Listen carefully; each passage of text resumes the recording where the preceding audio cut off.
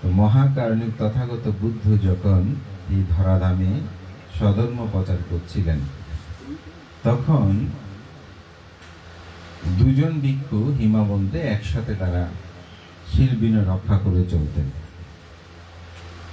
কিন্তু একজন ভিক্ষু তার বিরাগতা চলে যায়, তিনি একটু সংসার ধর্মের প্রতি আসক্ত পরায়ণ হয়ে পড়ে সে জীবন ত্যাগ করে গৃহী জীবনে ফিরে আসে।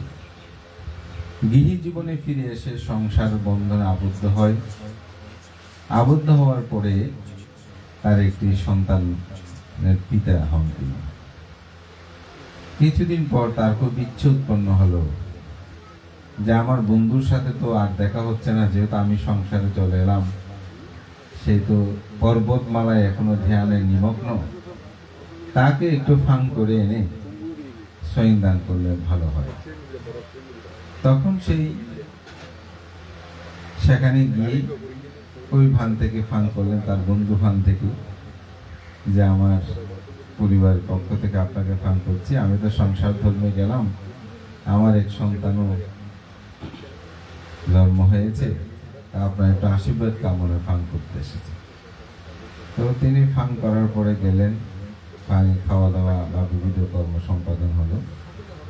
যখনই সেই বন্দনা করলো, বলল সুখী হও, দীর্ঘায়ু লাভ করো, তার স্ত্রী বন্দনা করে বলল, বন্দনা যখন করলো ভানতে বলছেন সুখী হও, দীর্ঘায়ু লাভ করো, কিন্তু তার সন্তান যখন বন্দনা করলো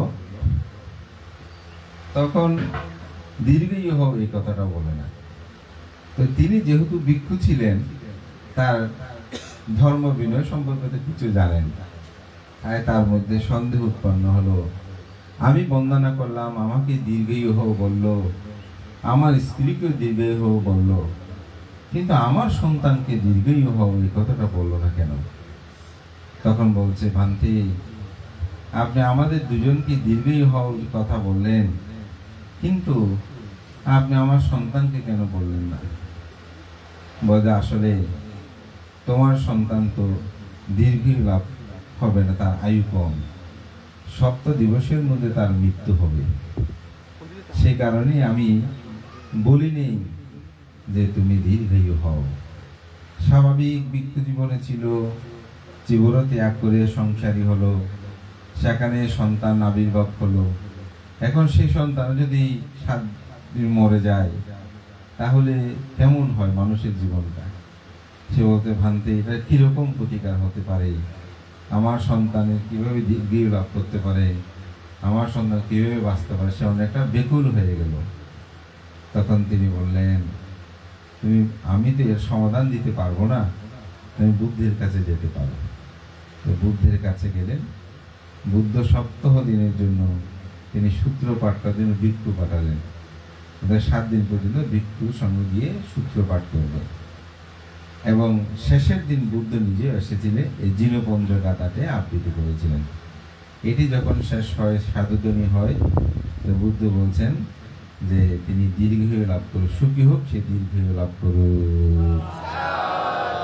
তখন বুদ্ধ সেখানে বলেছিলেন যে সেই সন্তান তিনি 120 বছর বেঁচেছিলেন, দীর্ঘায়ু কুমার হিসাবে তিনি বুদ্ধ সাহিত্যে স্থান লাভ করে। এই জন্য যে কোনো সন্তানের যখন জন্মদিন হয়, শুভকামনা হয়, বা কোনো মানুষ যখন অসুস্থ হয়, তখন আমরা এই জিনপঞ্জ গাথা, ভূষাঙ্গ পরিত্রাণ বিশেষ করে, এবং জন্মদিনে এই জিনপঞ্জ গাথাটা আবৃত্তি করে। আজকে সভাপতি তো প্রাজ্ঞ, তো সভাপতি সেরকমভাবে সূত্রটা আবৃত্তি করে আমি মনে করি আজকে এই সন্তানের জন্মদিন তাকে উদযাপনের মাধ্যমে একটি সুন্দর এখানে শুভসূচনা হয়েছে, সে যাতে দীর্ঘায়ু লাভ করতে পারে। তো এই সূত্রের দ্বারা যে মানুষ দীর্ঘায়ু হয়, বিষয়টা হচ্ছে একটা অধিষ্ঠান। আমরা যে সূত্রটা আবৃত্তি করেছি, মূলত ধর্মকে অধিষ্ঠান করা। অধিষ্ঠান মানে দৃঢ়তা। আপনি যখন কোনো একটা ভালো কাজ করবেন, সে ভালো কাজের উপর আপনি একটা অধিষ্ঠান করতে পারেন। আমরা সাধারণত মানস বা মানব যেটা বলি, আসলে বৌদ্ধ ধর্মের মানব বিষয়টা কিন্তু দৃষ্টিগতভাবে ভিন্নতা আছে। অনেক ক্ষেত্রে এটা মিথ্যা দৃষ্টির মধ্যে পড়ে যায়। কিরকম?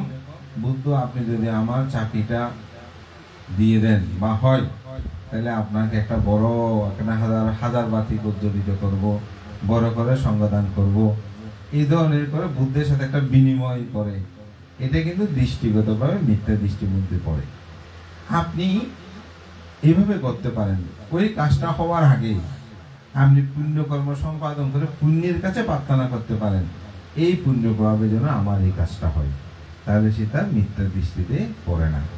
তবে হ্যাঁ, আবার অনেক ক্ষেত্রে যদি আপনি ধর্মকে অন্তরে ধারণ করে রাখতে পারেন, তাহলে সেই ধারণার মাধ্যমে যদি বলেন যে না, আমার যদি চাকরি হয়, এখন তো আমার অর্থবিত্ত নয়, টাকা পয়সা হলো, কিন্তু আমি প্রথম মাসের টাকা দিয়ে আমি একটা সঙ্গদান করব, এটা আবার দৃষ্টিগতভাবে মিথ্যা নয়। আবার অনেক ক্ষেত্রে অনেকেই, যেমন আমি এই কিছুদিন আগে বলেছি যে আপনারা সপ্তম সংঘরাজ অবৈতিষ্যবান্তের নাম শুনেছেন। এই সপ্তম সংঘরাজ অবৈতিষ্যবান্তে 7 বছর বয়সের সময়ে তিনি একবার পুকুরের মধ্যে পড়ে যায়। উনি কিন্তু খুব জমিদার বংশের সন্তান ছিলেন, অনেক অর্থবিত্ত সম্পদশালী জমিদার বংশের ছিলেন।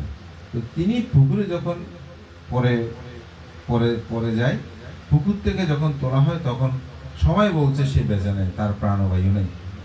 মানে অনেকে নড়াচড়া করছে, দেখে কোনো কিছু নাই। তো সবাই বলতেছে যে এই ছেলে আর নাই, এখন মরে গেছে, মরে গেছে, এই সব জায়গায় হয়ে গেল।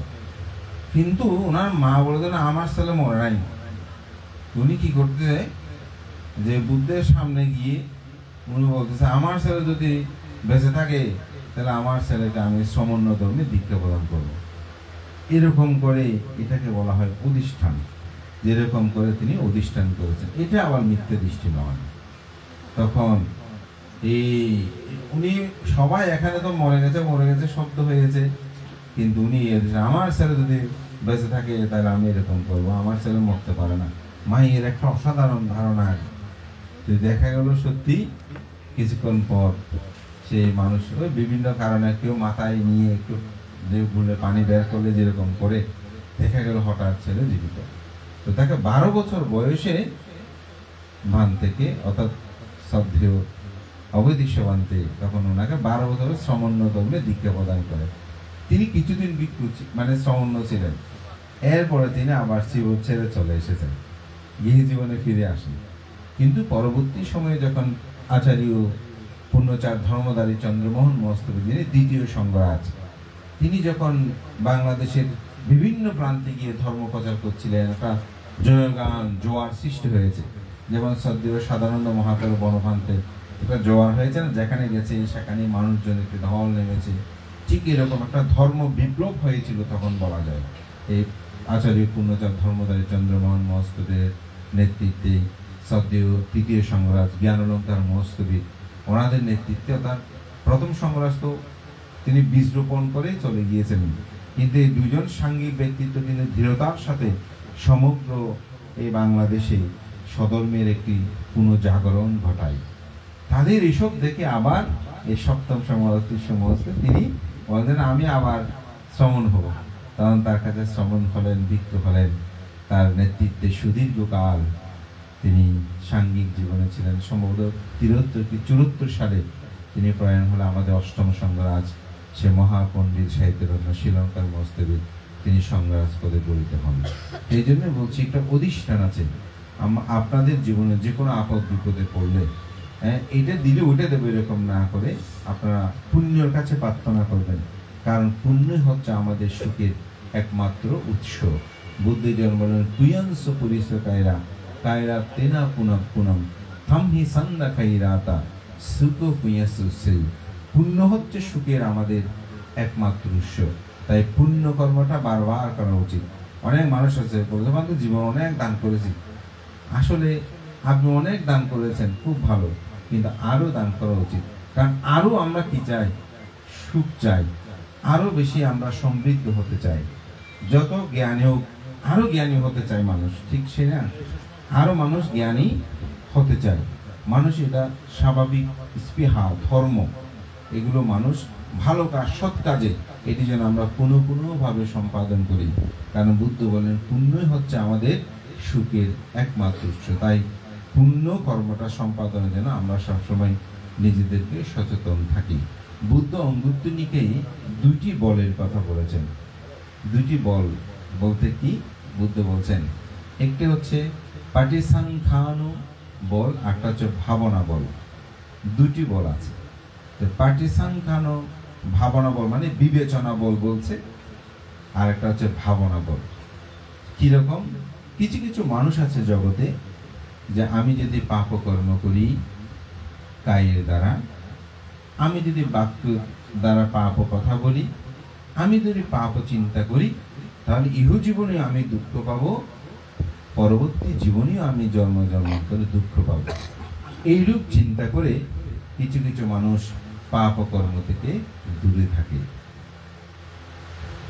ইহ জীবনে যদি আমি পুণ্য কর্ম করি, আমি যদি কায়ের দ্বারা পুণ্য কর্ম করি, বাক্যের দ্বারা ভালো সৎ কথা বলি, মনের দ্বারা সুন্দর চিন্তা করি, তাহলে আমি ইহ জীবনেও সুখ পাবো, পরজীবনেও সুখ পাবো। এরকম চিন্তা করে যারা পুণ্যকর্ম সম্পাদন করে সেই ব্যক্তিগণ হচ্ছে পাটিসাংখ্যায় বা বিবেচনা বল বলা হয়। এই ব্যক্তিগুলো বিবেচনা করে তারা পুণ্যকর্মগুলো সম্পাদন করে। দেখবেন আমরা যারা এখানে আছি, যেমন আপনি যদি প্রশ্ন করেন আপনি কেন ভিক্ষু হয়েছেন, তাহলে আমিও বলবো যে সেটাই, আমি ইহ জন্মে এবং পরজন্মে আমি সুখী হওয়ার জন্য এই কর্মের বিপাক পাপ কর্ম আমি যদি এখন করি, ভবিষ্যৎ জন্ম আমাকে সেটা ফল ভোগ করতে হবে, ইহ জীবন আমাকে ফল ভোগ করতে হবে, সুতরাং এই কর্মটা আমি করব না। এটা যারা পরিত্যাগ করে, যে অন্তর্জগতের মধ্যে শক্তি আনায়ন করে, সেটাকে বলা হচ্ছে পাটিসাংখ্যান বল বা বিবেচনা বল। আরেকটি বলের কথা বুদ্ধ বলেছেন, সেটা হচ্ছে ভাবনা বল। এটা বলছেন যিনি শেখ, অর্থাৎ যে ব্যক্তি লোভ, দেশ, মোহ এগুলো একেবারে ভাবনার মাধ্যমে তিনি সমূলে এগুলো একেবারে ধ্বংস করেছেন, নিরোধ করেছেন, তার অন্তর্জগতের মধ্যে পাপ উৎপন্ন হয় না। অর্থাৎ কোনো খারাপ কাজ করার চেতনায় তার মনের মধ্যে কি হয় না, উৎপন্ন হয় না। তার কাছে আর কুশল অকুশল সেগুলো ভাবতে হয় না।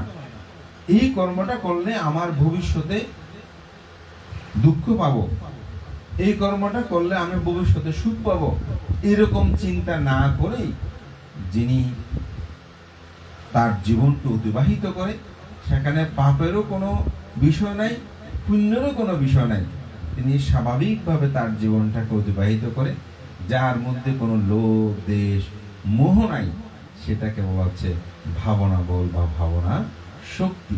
এটা এক কথায় এটাকে বলা হচ্ছে অরহত। যারা অরহত, তাদের মধ্যে আর পাপের কোনো ভয় নাই। আমি যে এই জন্মে যদি পাপ করি, আরেকটি জন্মে গিয়ে আমি কি করব, দুঃখ পাবো। আমার কায় দ্বারা যদি আমি দুষ্কর্ম করি, তাহলে এই জন্ম বা পরের জন্মে আমি দুঃখ পাবো, সুতরাং আমি কায়ী কর্ম করব না, এই চিন্তা ওনারা করেন না। আমি যদি কায়ের দ্বারা পুণ্যকর্ম করি, বাক্যের দ্বারা ভালো কথা বলি, মনের দ্বারা আমি ভালো চিন্তা করি, তাহলে জন্ম বা ইহ জন্ম বা পরের জন্মে আমি সুখ পাবো, এই চিন্তা ওনারা করেন না। তাহলে ওনারা এমনভাবে বিশুদ্ধ হয়ে যান, তাদের জীবনটা হয় নির্মল, যার কারণে সেরূপ কোনো ভয়, সেরূপ কোনো চিন্তা করে তারা পাপকর্ম দেয়। তারা মূলত পাপকর্ম তাদের পক্ষে করা সম্ভবই হয় না, সেই চেতনাটাই তাদের মধ্যে উৎপন্ন হয় না, যার কারণে এটাকে বলা হচ্ছে ভাবনা বল।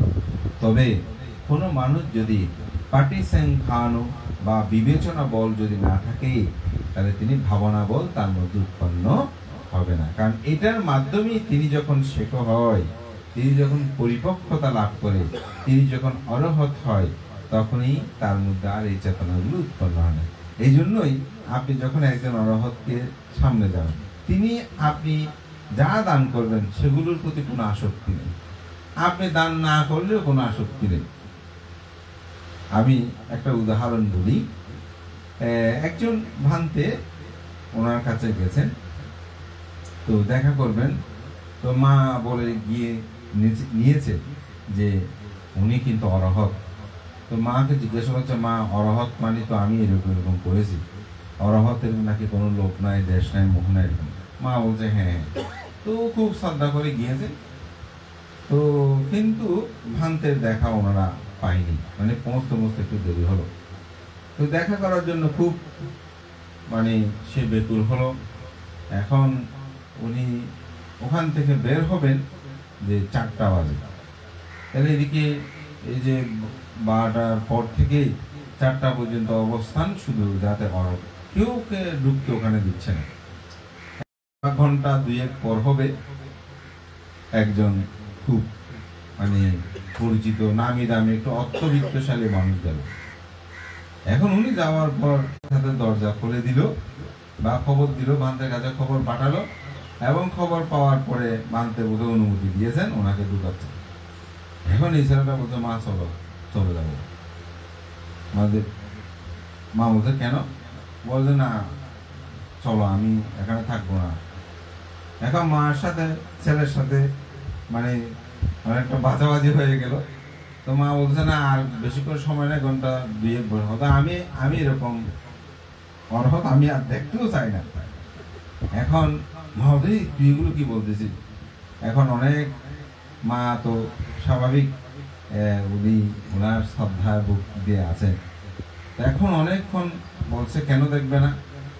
বলছে মা আমি তো অরহতের সঙ্গে কিছু জানি, অরহত তো সমদৃষ্টি দেখবেন, ওনার কাছে তো অর্থবিত্তশালীর এগুলোর কোনো বিষয় আসে না। এখন আমাদেরকে এতক্ষণ ঢুকতে দেনে, আমরা 12টা আস্তে আস্তে দেরি হয়েছে, কিন্তু এখন উনি একজন পয়সাওয়ালা মানুষ এসেছে, এখন ওনাকে একান্তভাবে ঢুকতে দিয়েছে। উনি তো এখানে মানে ঠিক করে নাই, উনি তো এখানে সমদৃষ্টিকোণ দেখে নাই, তাহলে উনি কিভাবে অরহত হতে পারে? উনি অরহত হতে পারে না। তো সেই আর ওখানে থাকেনি, সে চলে এসেছে। তা আমি কথাটা এই জন্যই বলছি, অরহতটা এমন হবে তিনি সবাইকে সমদৃষ্টিভাবে দেখবেন। কেন দেখবেন? তার কারণটা হচ্ছে তার মধ্যে কোনো লোভ নাই, যে দেশ নাই, যে মোহ নাই, যে তিনি সেগুলো থেকে উঠতে থাকলে ওই মানুষের আর কোনো কিছু আসে যায় না, ওই কোনো কিছু আসে যায় না। আপনি দান করলেও কি, দান না করলেও কি, ওগুলোতে তো ওনার কোনো ভ্রুক্ষেপ নাই। ওনার যদি ক্ষুধার্ত হয় হয়তো পাত্রণে পিণ্ড চারণে বের হবে, যিনি দান করবেন তার হয়তো গ্রহণ করবে, যিনি দান করবে তাহা গ্রহণ করবে না।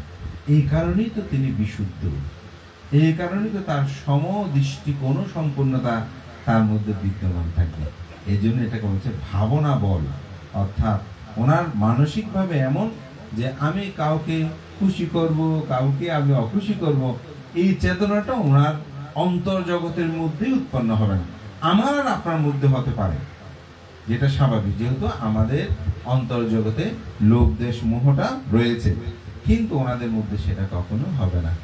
সেজন্য আমাদের চেতনাগত ভাবে আমরা যেন প্রথমে আমাদেরকে সেই পাঠে সাংখ্য বা বিবেচনা বল এটি আনয়ন করতে হবে।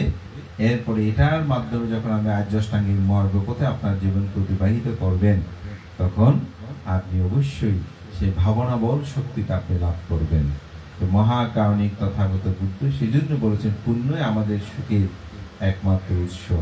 আজকে আপন বড়ুয়া তার তথা পরিবার, এই গোবিন্দ কবিরাজের গোষ্ঠী যারা আপনারা আছেন, আপনারা সবাই যে সম্মিলিত হয়ে এই পুণ্য কর্মগুলো সম্পাদন করছেন, এখানে বিশেষ করে অষ্টবিংশতি বুদ্ধ পূজা, এটা আমাদের পূর্ব আচার্যরা আসলে সৃষ্টি করেছেন। যখন মানুষ বিভিন্ন পূজা আর্চনার মধ্যে আবিষ্ট হয়েছিল, তখন তাদেরকে সৎ পথে ফিরিয়ে আনার জন্য এই অষ্টবিংশতি পূজার প্রবর্তন করে। এটা যে বুদ্ধ সময়কালীন ছিল তা কিন্তু নয়, যাতে মানুষ সৎ পথে আসে। তখন বিভিন্ন পূজা, অন্য ধর্মের পুজোগুলোতে মানুষ আবিষ্ট ছিল, যার কারণে এবং পরবর্তীতে আমাদের উপযুক্ত পূজার এগুলোর সৃষ্টি হয় বিবিধভাবে মানুষ। তবে আপনি যখন বুদ্ধ পূজা করবেন, সেখানে সব পূজা হয়ে যায়। আপনার উৎসবের মধ্যে দেখবেন আমরা যদি এখানে আলাদা আলাদা করতেছি, বুদ্ধ পূজা, শিবলী পুজো, কিন্তু আপনি যখন এই বুদ্ধ পুজো শুরুগুলোতে দেখবেন বুদ্ধ বুদ্ধ পাচ্ছেকা বুদ্ধ আজ্ঞা সাবাকা মহাসাবাকা আরাহান্তাং পূজে পুজো। তো ওখানে অরহত থেকে পাচ্ছেকা বুদ্ধ অজ্ঞা সাবক মহাশ্রাবক সবাই কিন্তু চলে আসে। এগুলো পড়লে আসলে পড়ে না বলে আমরা অনেক সময় এরকম হয়। অনেক সময় দেখা যায় যে বুদ্ধের ছবিটা ছোট, শিবলীর ছবিটা অনেক বড়। হ্যাঁ, এটা মানুষের দৃষ্টিগত একটা বিষয়, বুঝে উঠতে পারে না। কারণ অথচ বুদ্ধ বলছেন মামা শিষ্যাব বিক্ষাবে লাভিনাং আজ্ঞাসত্য মামা শিষ্যাব বিক্ষাবে। বুদ্ধ বলছেন আমার শিষ্যদের মধ্যে অগ্র হচ্ছে লাভি শ্রেষ্ঠ শিবলি কুমার, কিন্তু বুদ্ধের চেয়ে শ্রেষ্ঠ বলে নাই। তো এই জন্য আমরা অনেক সময় এটাকে বুঝতে পারি না। আমাদের আচার্যরা কিন্তু সেগুলো ঠিকই ওনারা উপলব্ধি করে সেগুলো দিয়েছেন। যেমন আমি একটা কথা বলে, একদিন আমাকে প্রশ্ন করছে, ভান্তেরা তো স্বর্ণ গ্রহণ করতে পারে না, কিন্তু বুদ্ধির এখানে যে স্বর্ণ দান করি এটা কেমন হয়? হ্যাঁ, বুদ্ধকে তো স্বর্ণ দান করেন না। বলতে ভান্তে কেন? হ্যাঁ, আপনারা যখন দান করেন উৎসর্গ কি বলেন? আপনারা বলেন ইমাং রাজাতা বুদ্ধ পাতিবিম্বাং উদ্দেশ্যে। বুদ্ধ পূজার সময় বলতেছেন বুদ্ধাং পূজেনি, কিন্তু স্বর্ণটা দেওয়ার সময় আমাদের আচার্যরা উৎসর্গ বলতেছে বুদ্ধ পাতিবিম্বাং, অর্থাৎ বুদ্ধের যে প্রতিমূর্তি আছে বা প্রতিবিম্ব আছে তাকে আপনি স্বর্ণটা দান করছেন, বুদ্ধকে কিন্তু আপনি দান করছেন না, কারণ বুদ্ধটা গ্রহণ করেন। আমাদের আচার্যগণ এত প্রাজ্ঞ ভাবে বইয়ের মধ্যে এগুলো লিপিবদ্ধ করেছেন মানুষকে সধর্মে আনার জন্য। এগুলো আসলে আপনি চিন্তা করে আমি মনে করি আমাদের আচার্যদের গুণ আমরা শেষ করি। আমি মাঝে অবাক, আমি একদিন ভাবছি বুদ্ধ পূজা হচ্ছে, সেখানে বুদ্ধাং পূজেনি ধাম্মাং পূজেনি, কিন্তু যখন স্বর্ণ পূজার কথা আসছে তখন বুদ্ধ পাতিবিম্বাং, ওই প্রতিবিম্বকে বুদ্ধ যেহেতু এটা গ্রহণ করবে না, এরকম ভাবে আমাদের আচার্যগণ এগুলো প্রবর্তন করছে। তা আজকে সেই পূজা করে সঙ্গকে পূজার মাধ্যমে আমি মনে করি এই সুন্দর আয়োজন। তা আপন বাবুর অনেকদিনের ইচ্ছা আমাকে আহ্বান করবেন, সেখানে গিয়ে তিনি আহ্বান করে আজকে আমি উপস্থিত খুবই প্রীত আনন্দ অনুভব করছি। যেহেতু আজকে সভাপতি ভান্তে প্রাজ্ঞজন বলতে সব সভাপতি আমাদের কাছে প্রাজ্ঞ, কিন্তু ভান্তে যেহেতু ধর্মদর্শন আমিও শুনি, ভান্তে আমার শিক্ষক, আমার পিএইচডি এবং তত্ত্বাবধায়ক, ভান্তের কাছ থেকে ধর্মকথা আমিও শ্রবণ করে করতে ব্যক্ত করছি। তাই আমার কথা দীর্ঘে না করে মহান সঙ্ঘকে বন্দনা জানিয়ে আপনাদের সকলের কাছে আহ্বান থাকবে যে সেটা হচ্ছে আপনার প্রকৃতি সত্যটাকে জানবেন, মিথ্যা দৃষ্টি আবদ্ধ না হয়ে বুদ্ধির যে সার ধর্ম তথ্য এটিকে অবগত হয়ে আপনিও আমি মনে করি উদ্দেশ্যান করবেন, পুণ্য কর্মগুলো সম্পাদন করবেন এবং পাটিসেন্টকেও বলে নিজেকে বলিয়ান করে যাতে আপনিও ভাবনা বলে নিজেকে সমৃদ্ধ করতে পারেন, এই আশা ব্যক্ত করে আপনার সন্তান সে দীর্ঘই লাভ করুক, সকলেই সুস্থ থাকুন, ভালো থাকুন, সকলেই প্রতিনিয়ত পুণ্যকর্ম সম্পাদন করে আপনাদের জীবনকে সুন্দর করুন, এই পত্র ব্যক্ত করে আমার নাতি দীর্ঘ ধর্ম পতাকা নিয়ে শেষ করছি। জগতের সকল প্রাণী সুখী হোক।